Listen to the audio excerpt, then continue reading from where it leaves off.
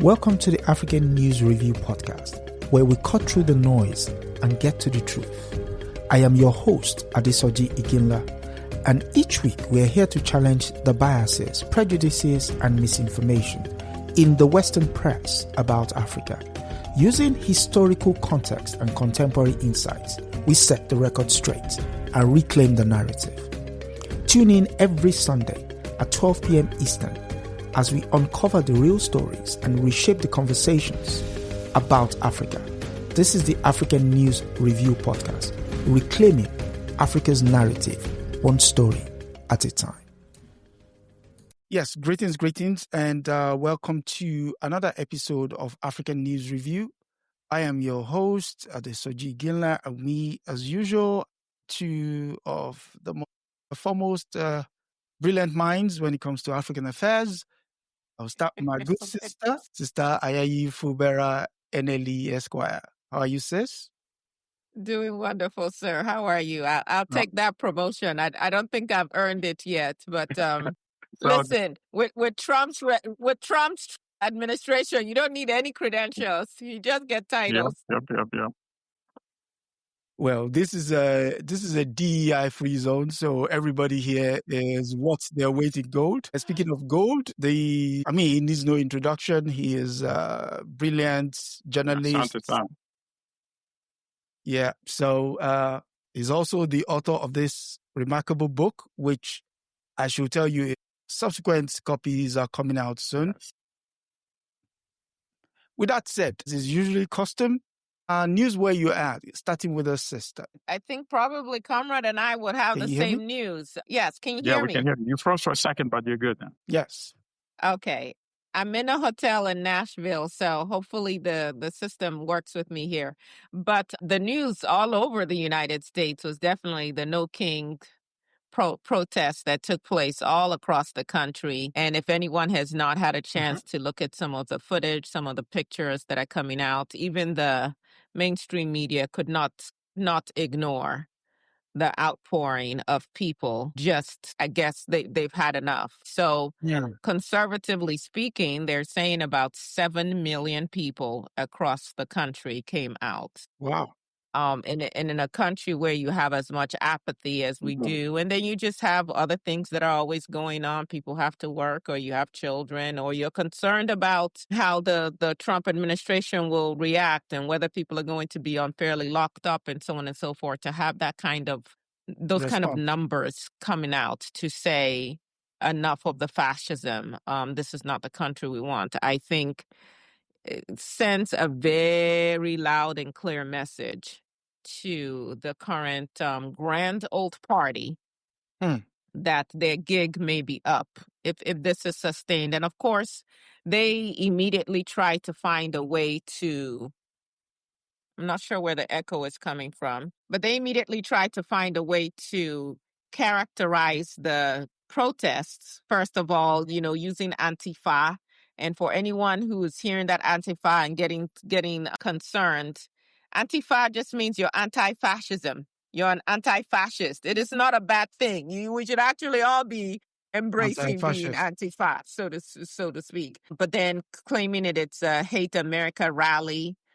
So these are the ways that they try to manipulate people's minds and manipulate the narrative. But I think they were on the losing end yesterday, and it'll be interesting to see how people organize beyond this. But, that is certainly the news. So here in Nashville, there was a No Kings protest. In my community where I live in, there was a No Kings protest all across the country and in so many parts. Even in red states, I saw some pictures from Idaho, and they had thousands and thousands of people out in the streets. So we'll see how the GOP responds moving forward. I guess since they have now bought the Dominion voting machines, they're just going to find more creative ways to use technology in addition to the courts and everything else to suppress the votes. And then, of course, we have the Supreme Court that is that heard oral arguments on oral,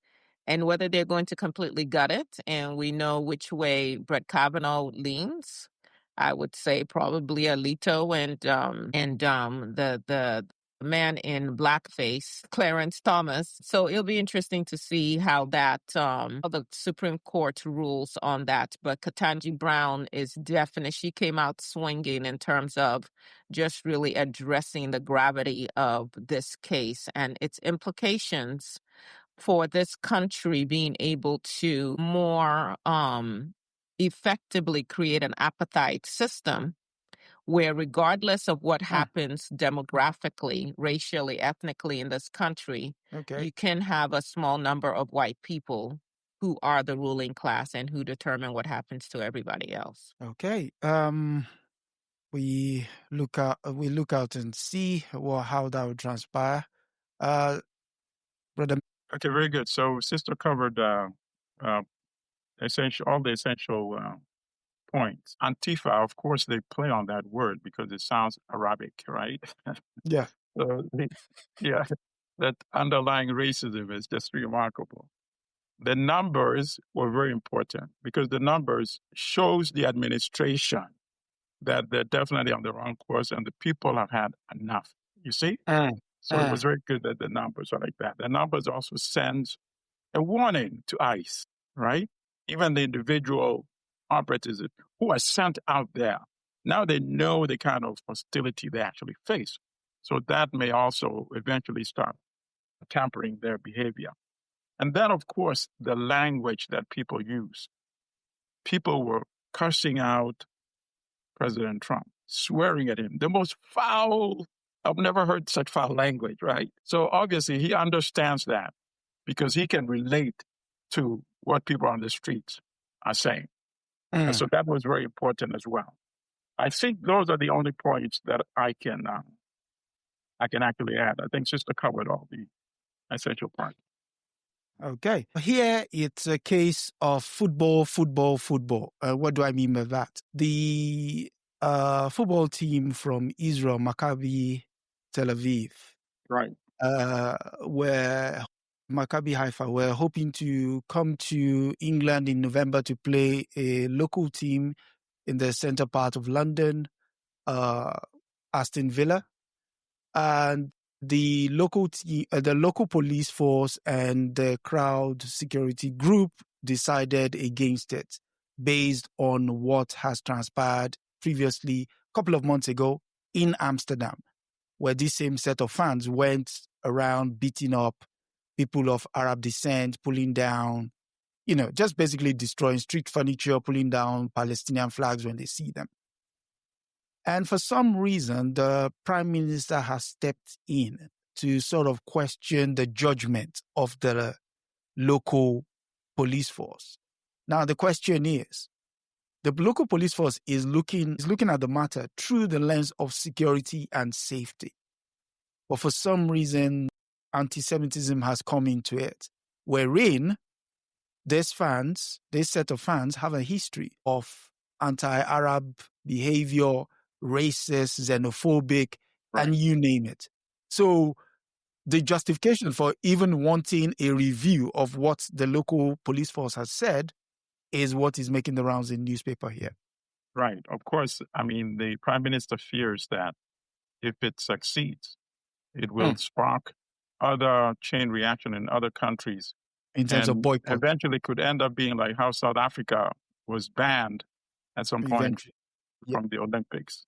Yes. And that's what's at stake here. So did the local police ban the game itself or say their fans are not allowed to come? The away fans are not allowed to attend. But the game will be played? The game will go ahead, but the away fans are not allowed to. Yeah. Okay, so again, speaking of news, which is what we do here, news review, there's been lots of news on the African scene. And without further ado, let's start. First, we go to Radio France International and its take on the passing of Raila Odinga. And what can we say? As they will say in the African space, they would say a tree in the forest has fallen. And we're fast losing trees. Raila Odinga, an enduring voice of Kenyan democratic struggle, dies age 80. Kenya's former prime minister and veteran opposition leader Raila Odinga has died following a decades-long career that defined the country's struggle for democracy. There he is. And I'll just read a bit. Raila Odinga, one of the defining figures of modern Kenya, has died at the age of 80 while traveling in India. You've read the story. What's your take when you heard the news? All right. Sister, you want to go ahead? No, you can take this. Okay. So what is not mentioned in any of the articles, and you can look in any of the mainstream articles, is the reason why he never became president. You came out Kenya. swinging. That was the Right. question I was going to pose to you. But Right. go ahead. I mean, it's clear that he won the 2007 election. Instead, he had to go into a power sharing arrangement with Mwai Kibaki, and he became prime minister because of the bloodshed that was, had escalated all over Kenya. Was that with the son of the old man, Uhuru Kenyatta? He went into, was he Kenyatta or Mbaki that he went into coalition Kibaki, with? right. Okay. So, and then in 2022, he won. Against Ruto. There was no way with the United States. And the reason is very clear. They never say it because he was the son of a socialist. So he was a suspected socialist as well. His father, Raila Odinga, yes, had been Kenya's first vice president under Jomo Kenyatta. And what's that? Oginga Odinga. Yes. Yes. A very ringy tone to it. So what happened is he wanted land reform. He wanted the land to be returned to the peasant farmers and their descendants from whom the British had stolen the land. And Kenyatta did not want that. Kenyatta had a deal with imperialism, and Kenya became what it is today, the epicenter of corporate congregation in East Africa. And in Africa as well, you can actually say. So that's why his father was sidelined. His father was instrumental in getting Jomo Kenyatta released by the British. So they won't allow Odinga to be a part of mainstream Kenyan politics thereafter. And of course, to them, Kenyatta was very much acceptable. And at some point, perhaps, had Kenyatta not pushed Odinga all the way, he would have been acceptable as well. The people who were not acceptable were the ones who actually fought in the forest, you see? Correct. People like Dedan Kimathi, who was executed in 1957. Had he lived, it would have been interesting to see how Kenya's politics might have played out. Because people that led insurrections and who lived until the end, in most cases, were the ones who came into power in African countries post-colonialism. So I think the West kept associating Raila with Jaramogi Oginga Odinga, and that's why he was unacceptable as president of Kenya. That's why he never became president. So that's the element that I wanted to add. If you notice, in the last election, I think we discussed this before, the 2022 vote, about 4 weeks before the vote, every article dealing with Kenya's upcoming election kept referring, in the New York Times, kept referring to Raila as a socialist, as somebody who was trained in East Germany. East Germany, They were the ones who were giving scholarships to African countries. So he went and he studied engineering, and they don't even mention he studied engineering. He didn't go to study radical Marxist politics or anything, So they kept aligning him that way. And even though many people believe he won, they gave a clear signal that we would prefer that Ruto be sworn in as president. So the sins of the father follows the son. Yes, absolutely. Okay, sister. But I would agree with everything Comrade has said. That yes, he studied to become a mechanical engineer. That's what he was, and he came back to his country. Unlike many of us who go abroad and study and end up staying in our country, or those who leave because they cannot survive in their country because they've been exiled, and Those stories abound as well. Just something to think about. And sister, sorry to interrupt you, because you said something that I should have also mentioned. He went back, of course, at a tremendous cost, given how they were already treating his father. Father eventually was locked up. And he himself, of course, Was locked up. ended up being locked up and tortured and beaten severely. So I'm sorry I left that out, but please continue. No, I'm glad that you added that piece. So this is someone who lived his words. He wasn't just speaking about liberation. He was willing to put his body, so to speak, on the line, and he paid dearly for it. But having said that, I would say I give thanks that he lived to see 80, because people as radical as who are considered as radical as he is, do not tend to live that long. And perhaps he was allowed to live that long because of some of the concessions that he made, which, by the way, cost him some support from some of the people who really wanted him to become president, and yet politics makes for strange bedfellows. You try to figure out, okay, can I do more good inside or outside? And so I'm not judging. These are calls that you make while you're in the game on the field, and it's easy for someone who's sitting on the sidelines to say, "Oh, I would have done it this way, I would have done it that way." But he ran for president 5 different times: 1997, 2007, 2013, 2017, 2022. It's a wonder that he was never assassinated. He did remain influential, not just in Kenya, but in terms of regional diplomacy as well.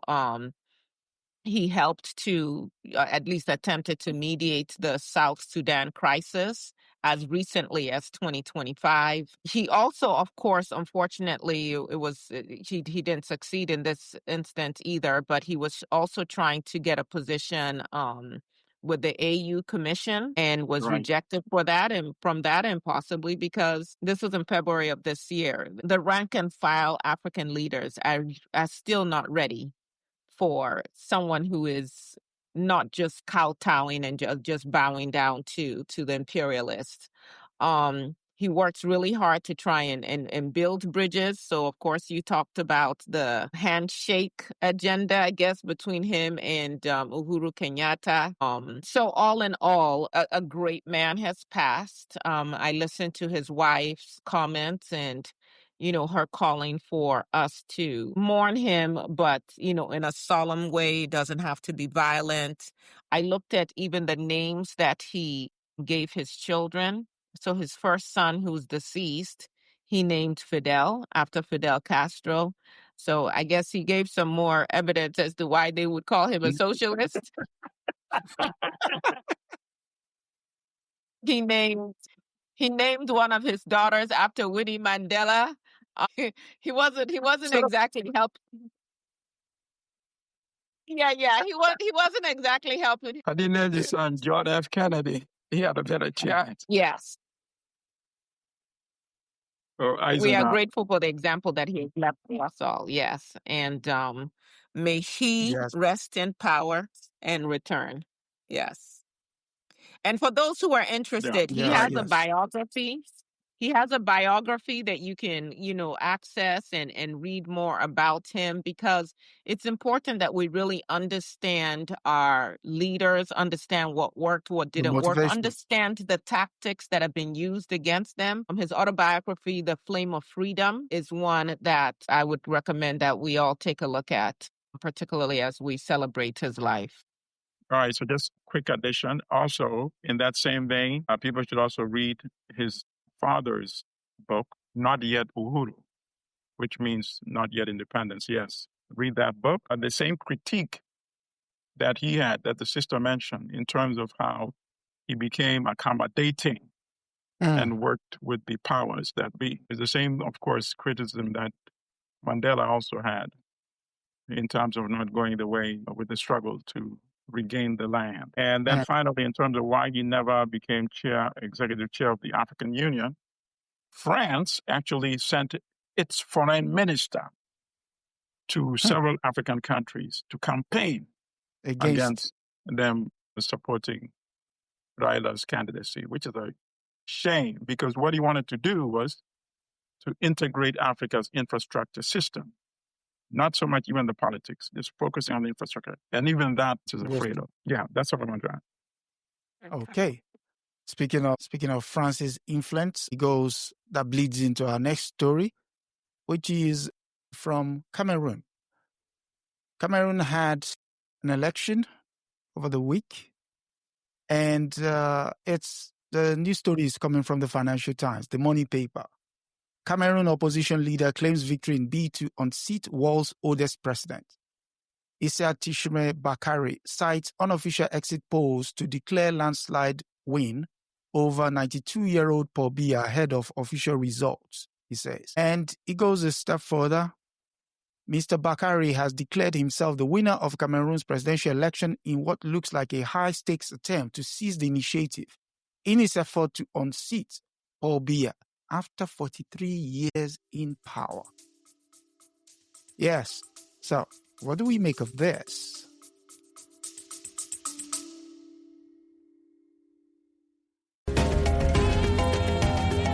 Just taking a quick break here on the African News Review podcast, but don't go anywhere. If you're enjoying our deep dive into the real stories behind the headlines, make sure to subscribe so you never miss an episode. Every Sunday at 12 p.m. Eastern, we're here to debunk the myths and bring you the truth about Africa. Want to help spread the word? Share this podcast with your friends and leave us a review. It goes a long way in helping others discover the real Africa. Without further ado, let's get back to setting the record straight.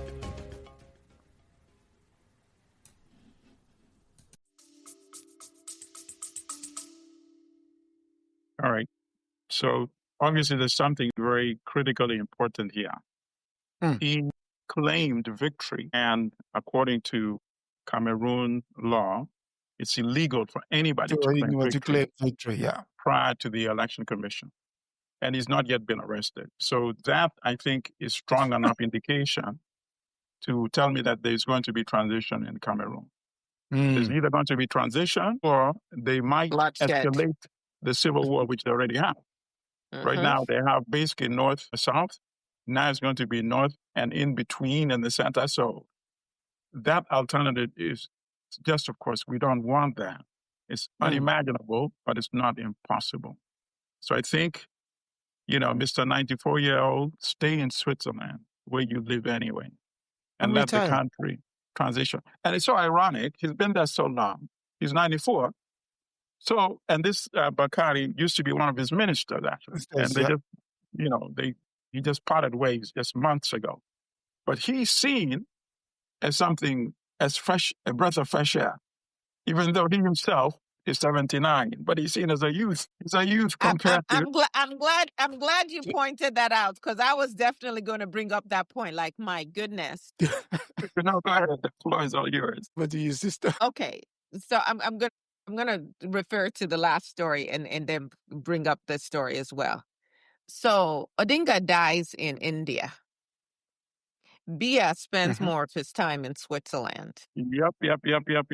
I'm glad you're going there. Thank you. African leaders spend literally, I'm sure we're over millions right now, of our hard-earned money and money that we borrow, so we're paying interest on healthcare services in other countries instead of building the infrastructure in our own countries. It is a tragedy. Yeah, and it's a loud statement. And I mean, it's written into the budget, like, oh, I'm going to London for so-and-so, and the government will pay for you to travel, for whoever is traveling with you to travel, for their stay while they're supposedly taking care of you, for all of the pounds or dollars or whatever you're paying. It is ridiculous. Yes. Remember Shehu Shagari, Nigerian president? Yeah. Buhari as well. Buhari, all of them. And the governors do it as well. The ministers do it as well. That is a huge financial leak for African countries. So I just need to point that out. Now, coming back to the big story. That should be a standalone story. You're right. Coming back to this issue, first of all, it does look like, for all intents and purposes, there is a somewhat of a wind of a wind of change that is starting to sweep across Africa a little bit. It's we can feel the wind blowing. Now, unfortunately, we're still talking about octogenarians in most of these cases, because even with Odinga, it's 2025. He dies at 80. So when he was running in 2022, he was 77 years old. Where are the young people, and why do our elders not see that part of their role as elders is to train up the next generation and to then give room and then step into that position of elder statesman or stateswoman where you give advice as opposed to you want to suck up all the energy. And of course, there's another story we're going to cover that we'll get into that even more. And so I do hope that we really are going to see a transition. I don't know that BI is going to, and his people who have been used to that they're entitled now to money flowing into their personal accounts without check. People don't usually like it when you stop the gravy train. So it'll be interesting to see how this works out. Haven't seen elections in Nigeria. I know how easy it is to stuff ballot boxes. I know how easy it is to go to a rural area where people cannot eat and basically tell them, I'm going to give you the equivalent of $1, right? But that dollar is more than they have seen in 3, 4, 5, 6 months. And tell them, if you want to get this dollar, just go and vote here. So the fact that it takes 15 days for the election to be completely tabulated and the results announced, a lot can happen in 15 days. A whole lot can happen in 15 days. So we wait with bated breath, but we'll see. And the 15 days was selected deliberately for that purpose, to give them time to manipulate. You don't need 15 days to, even if you're counting, one vote a day. That's nonsense. So I like what you pointed out in terms of the role of the elders, because that used to be the system even. If you go back to our traditional systems of government. So the elders had the highest level of esteem and respect because they earned it, right? They would not be running the show at that point. They become like senior advisors to the next crop of leaders, right? We don't have that. We inherited the Eurocentric, corrupt, money-based politics. So that's part of the problem. Now, the other thing that might actually happen in Cameroon is very possible they could have a military coup as well. You're right.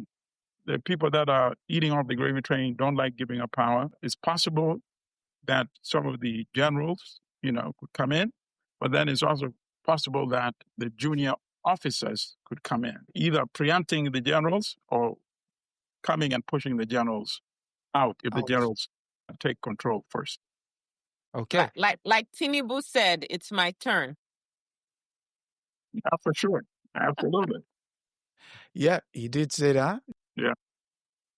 Quick question. We've not touched on the neo-colonial aspect of the present debacle that is Cameroon. Would that also play into the results of the elections? Okay, I think that is sort of tied into one of the stories that you have also flagged for discussion. And if judging by that story and judging by what's already happened in West Africa, I think the French know what they can chew and what they can no longer chew. Okay, so we'll save it for... I would say that in terms of that too, looking at the fact that this article was in the Financial Times, and looking at the fact that they mentioned the age of, they led with the age of Bia, but buried the age of Bakari. Right. He may at this point be the one that they're choosing. Listen, they always have a way of setting you. So you read it and it's like, okay, in this story for them, Bakari is the good guy. So this like the story has shifted a little. The tides have shifted. So right now for the money guys, Mr. 80 years old is preferable to 94. Yeah. They've made a choice. Yeah. So that might help him, that Yes, the imperialists do not really see him as too much of a threat, Right. because if they did, that story would have been written very differently. absolutely. Okay, speaking of stories written differently, we go to Cote d'Ivoire. And Cote d'Ivoire is also in the throes of an election. And they've gone, and the story comes from Radio France International. And it's important to read through the lens of the French because of their, supposed interest to see what it is they consider important. So Cote d'Ivoire's opposition calls for daily protest ahead of presidential election. Cote d'Ivoire's two main opposition parties called on Sunday for daily protests less than 2 weeks before a presidential election in which their two main candidates are barred from running. And so I'll just read a bit. At a march in Abidjan on Saturday, which has been banned by authorities before security forces dispersed crowds with tear gas, at least 237 people were arrested, according to Interior Minister Diomande. Cote d'Ivoire's government earlier this month imposed sweeping bans on meetings, rallies, protesting the exclusion of leading critics of President Alassane Ouattara from 25th October vote. Ex-leader Laurent Gbagbo and Tidjane Thiam, who lead the West African country's largest opposition parties, are amongst the figures who have been prevented from challenging the 83-year-old Ouattara's bid for a fourth term. Okay, here we go again. So, over to you. So I'm also reading some signals in what is left out. And so our sisters and brothers who follow this podcast, in addition to reading the words, you have to read what is being left out in stories. And in order to understand what is being left out, that's where the importance of history comes in. So I always tell our people, we cannot be liberated without knowing history. History allows you to put things in broader context, and then you start saying to yourself, wait a minute, why is this not being mentioned in this article? Just like the way we critiqued the previous article to this one. Why is the age of Bakari not emphasized and all that? So if you start spotting stuff like that, you can develop a skill of devising a better understanding of where things might flow or are flowing. So in this case, the opposition is led by Thiam and Gbagbo. They don't mention that Gbagbo was the president whom France claimed had rigged elections, and they intervened militarily to remove him and take him away to the International Criminal Court and install Qatar as the president of Ivory Coast. So that background has disappeared, you see, because now Gbagbo has been rehabilitated. And why would you rehabilitate? You only rehabilitate if you want to replace, you see? So that's one thing. And then the other opposition leader, Thiam, they don't mention that, but this guy made his reputation at Credit Suisse. The guy is the candidate of Wall Street. The financial markets love this guy, right? So, but they don't mention that because that might diminish his credentials a little bit, and not as a people's leader, but as an instrument of Western financial capital markets. So me, in reading those, those two or three things, gives me an indication that they've also come to the conclusion that Alassane Ouattara is also replaceable at this point. I'm so glad that you gave that history, because as I was reading it, I'm saying, okay, what is their goal with this article? Because they don't just write articles on Africa to just inform. There's Absolutely not. some Okay. propaganda. Time out. Sister, brother. No, those are profound words. Whenever Western media, major corporate media, write articles about Africa, it's never, ever to inform. So once you keep that in mind, and then you can start looking for what is the true agenda. So I'm glad you said that. Okay. We are one today. we are absolutely one, brother. I'm telling you, it's true. I never thought of it that way, but it's obviously in the back of my mind. Because I was like, what is your point? Okay, so you're using your international space to validate that they're calling for protests in advance. So are you trying to delegitimize the elections before they happen? Are you trying to create enough chaos where maybe another civil war or something breaks out? Like, okay, let me go back and see who has mineral interests here, who benefits from chaos in Cote d'Ivoire. What is your actual game plan here? Because it's never about our peace and prosperity, ever. Nope. No. So why would they amplify the voices of these leaders that they previously, you already gave the background. Why amplify their voices while they're calling for protests when typically you're going to be trying to say, no, let's see how the electoral process plays out. What is the end goal? And I don't have the answer yet, except that I know for certain it is not about the benefit of the people of Cote d'Ivoire, that there's another, Cote d'Ivoire is another agenda at play here, but I'm not exactly sure what it is. But when you are amplifying a voice that is calling for protests, and if there are rampant protests between now and October 25th, when they're supposed to have that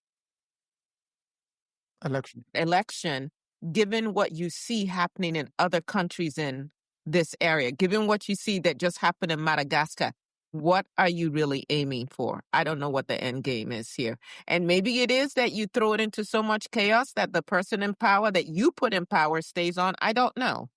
Brother, I don't know if you have more of an analysis on what their end game could possibly be. Oh, no, I mean, I can't add to that. I mean, they're being kicked out of... I know for sure that this time they're not going to send any intervention force to keep somebody in power, like they did when they came and removed Gbagbo. Those days of French imperialism, that type of gunboat outright, I think those days are clearly over. Okay. So could we... but now they just have to send drones, though. They don't have to send people. I think that would also cause havoc to them because they have a lot of commercial interest still. They have storefronts, and if people start attacking your storefronts physically, then it'll be like a total lose-lose for them, Yeah. Okay. So one other thing, could it also be a way of managing change, managing transition in light of what happened in definitely. Mali, Burkina Faso, Niger, and Guinea? Definitely. And the end result is still capitulation, because that's not the way France has done it for decades since Africa's so-called independence. So when you go to a situation where you now have to start to manage imperialism, it's a long way from having military bases in those countries, which is what, France had, Okay. Which Gabon, might explain why Gabon might be the only one now. Gabon, I think, is the only one now, maybe, with bases. Yeah. Which might explain why France has gone through how many prime ministers in the last 2 years? It's amazing. I mean, it's this aura of such a mighty superpower is now being exposed that you were enjoying all this because you were exporting resources from Africa. And now that exploitation is diminishing. It's becoming very difficult for you to even have stable governments. The economic woes are the ones that are weakening the government.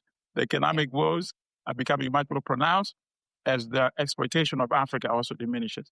I don't know why any of these media don't want to draw a correlation between what is very obvious, But it'd be difficult to do that. That would be like kicking one of their own while they're down. So, I know this is not the focus of our story, and I know we have limited time. Just real quick, though, as we're thinking through this, I'm wondering how this plays out in terms of the EU now trying to minimize their dependence on United States and defense contractors or defense companies from the United States for weapons to defend themselves. I understand they're putting a massive amount of money towards contracts from their own, if you will. But when you have countries like France who no longer can depend on certain amounts of income, it limits what they're able to do. And how that then plays into the felon-in-chief's game plan here, which is to use money to control people. So you see where he's just told Colombia that he's going to cancel all aid to the country of Colombia because Petro came here and embarrassed him. And I think this year they had given like my taxpayer money, United States government approved by the Congress, which apparently is now just non-existent as a third arm of government, had approved and had gotten $207 million in aid to Colombia. And so now Trump is saying unilaterally, I'm canceling everything because he has a personal issue with the current president. And so I'm wondering, to the extent that nations like France lose their ability to extort, exploit, just siphon money and resources out of Africa unchecked, how that weakens the EU and how that weakens their ability to in any way stand up to Trump and his authoritarianism with all of the money that the U.S. has or pretends to have and all the nuclear weapons. Just wondering how this plays out on a global level. Well, we have to do our homework too. I mean, because obviously this is a potential for African countries to take advantage, right? But we cannot take advantage so long as we have the Paul Bias, we have the Qataras, we have the Musevenis, who's also 81 and preparing to steal a vote in January.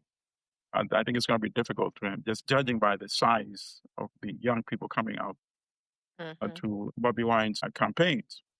But this is the moment for us to actually start now dictating the terms of what we want to be paid for our resources.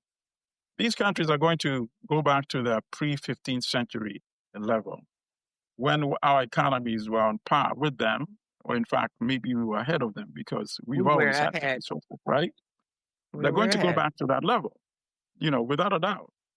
If we all get our act together and just stop this blatant exploitation. And then the United States, does not want to face its own crises.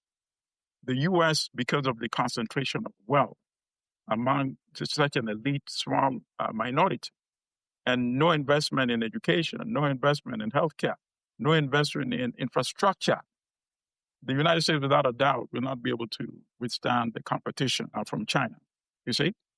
And it's very obvious to most people by now. And that is the period where Africa should use that opportunity to keep growing, so long as we have competent leaders. I think we see a start with the guys in the alliance of the Sahel states. That is a start.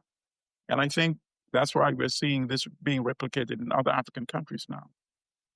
I mean, I don't think young Africans have a particular adoration for the military taking over, but they want somebody who is not a puppet of the West and somebody who says, we are going to have the majority control of our resources and we're going to industrialize. And that's what these guys are saying. That's what is common amongst them, you see. Okay. So speaking of the youth speaking up, we go to our final story, which again comes from Radio France International. And it's that France has evacuated Madagascar's president amid protest and army revolt. Madagascar's president, Andrea Rajoelina, has been evacuated from the country by a French military plane as protest and a military mutiny threatens to topple his government, RFI has confirmed. And I'll just read a bit. The evacuation followed an agreement with French President Emmanuel Macron. French authorities said they were not intervening in Madagascar's internal crisis, which had been rocked the country since 25th of September. The unrest began over widespread water and electricity cuts, but has grown into a nationwide movement demanding Rajoelina's resignation. Security forces have used force to disperse demonstrations, while officers backing the protesters have taken control of the paramilitary gendarme. Your take in light of the previous stories, France again stepping in to the bridge? All right. So I think that same plane may be parked somewhere near Ivory Coast now, and then actually Cameroon first. So it's parked near Cameroon. And then after that, its assignment might be to be parked somewhere close to the Ivory Coast. What I like the most about this story is Okay. actually just one thing. Yeah. That soldiers refuse to fire on the protesters. Yes.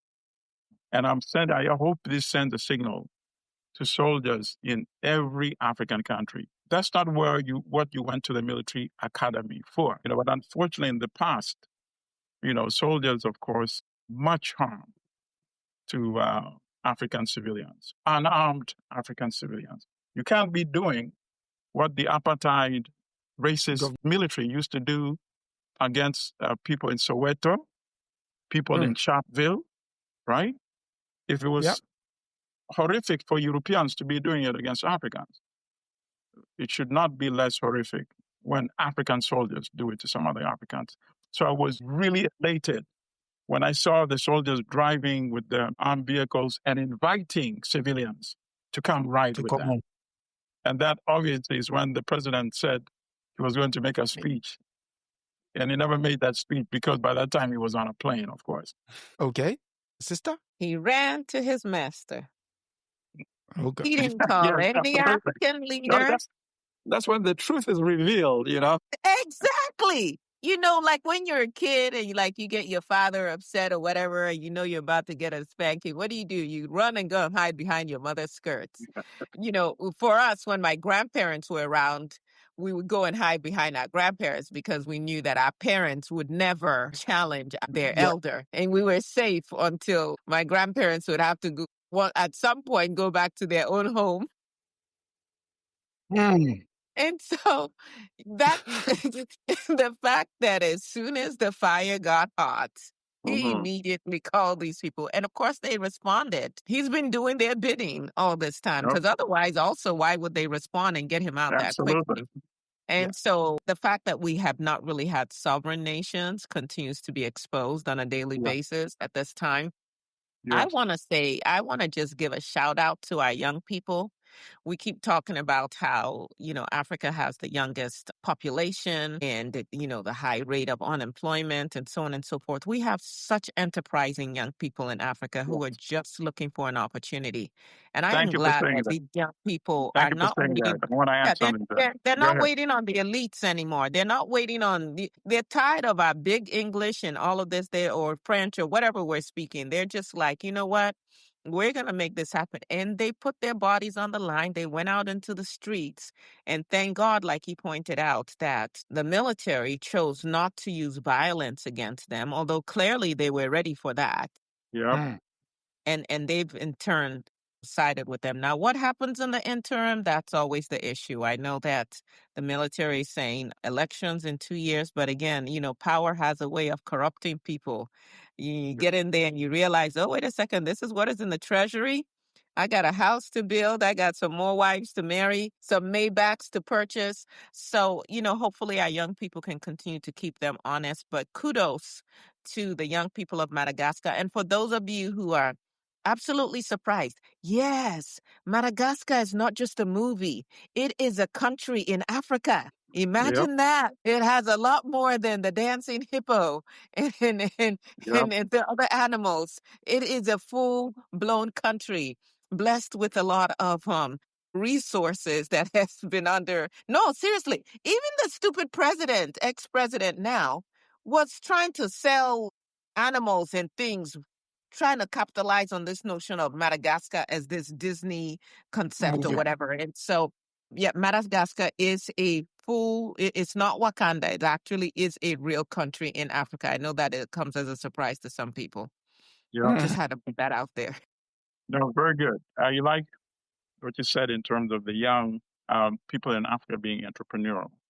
This is obvious to anybody that goes to the continent. I was talking to this French businessman a couple of years ago, and he told me that one of the things that astounded him when he visits African countries is the entrepreneurship of the young people and their creativity and imagination.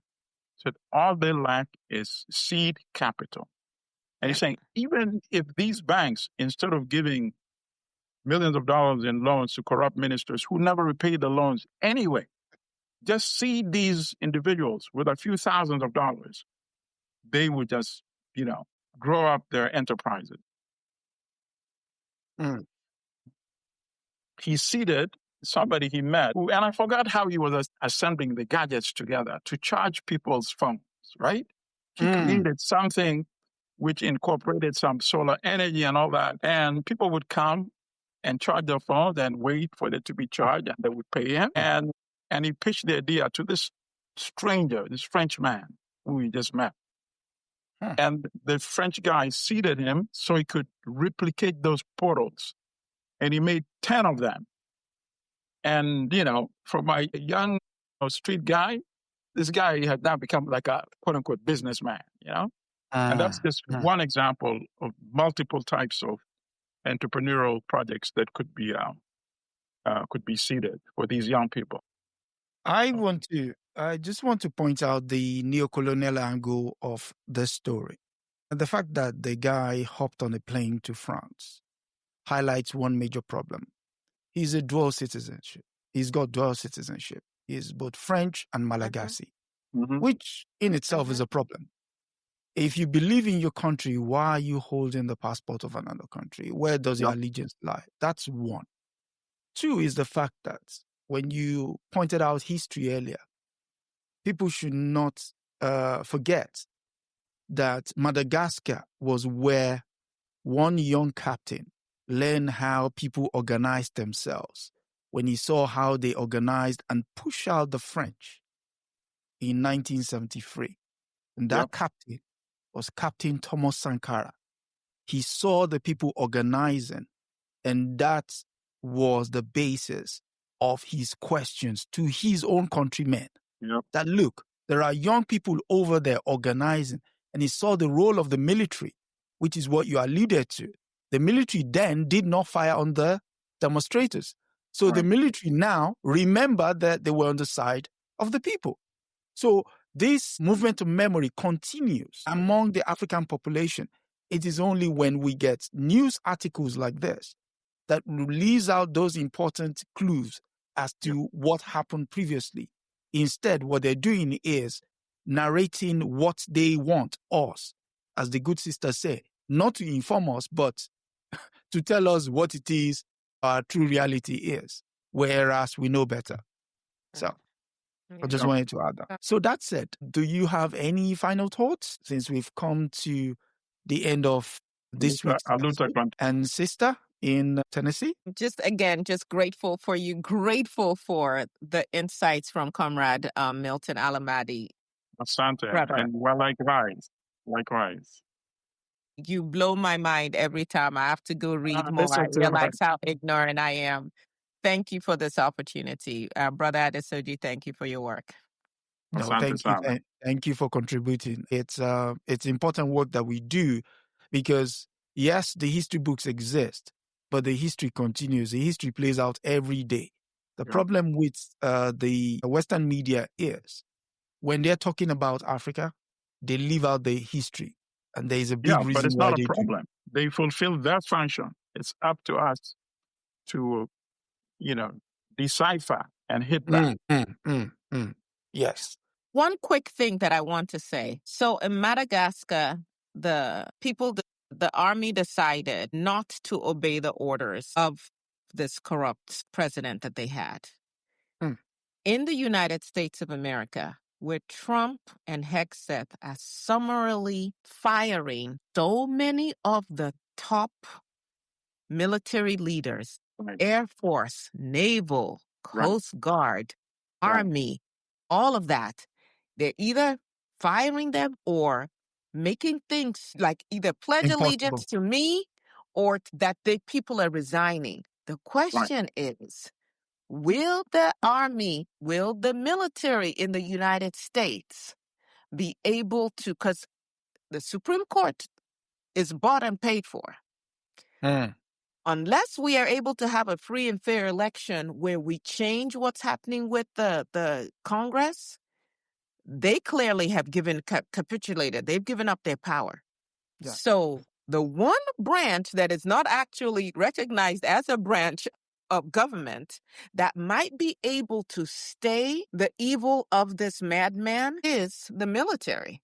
Without a doubt. I mean, first of all. And the question is, will they be able to rise up and actually, even though I have issues with the U.S. Constitution, but will they be able to at least defend the Constitution as opposed to defending the agenda of these oligarchs using Trump as a puppet? The answer is yes. I don't know. The answer is yes, from my perspective.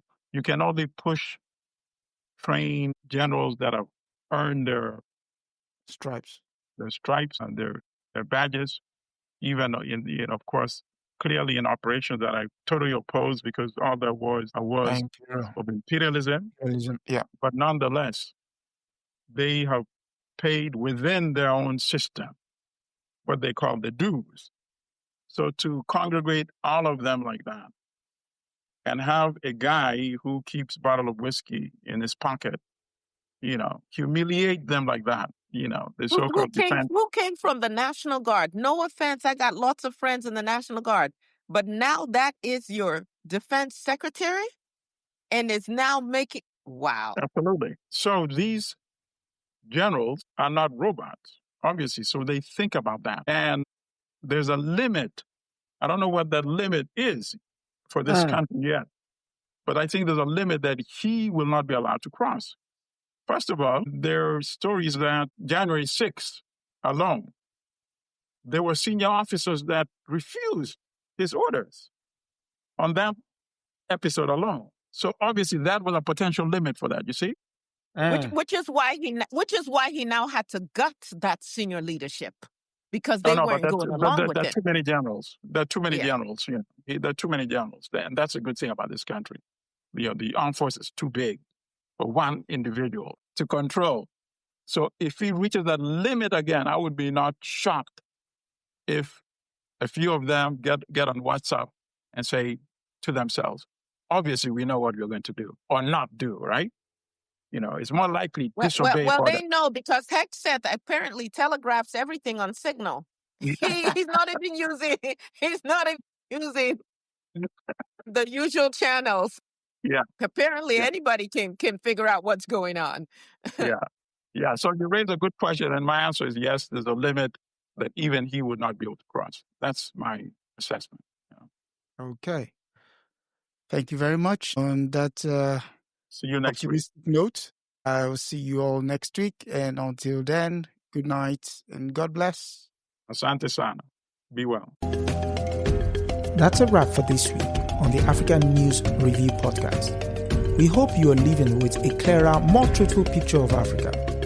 Remember, every story has another side, and we're here to uncover it. Don't forget to join us next Sunday at 12 p.m. Eastern as we continue to challenge the narratives and reclaim Africa's voice.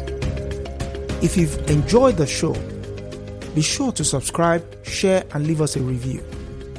Until next time, keep questioning, keep learning, and keep seeing Africa for what it truly is.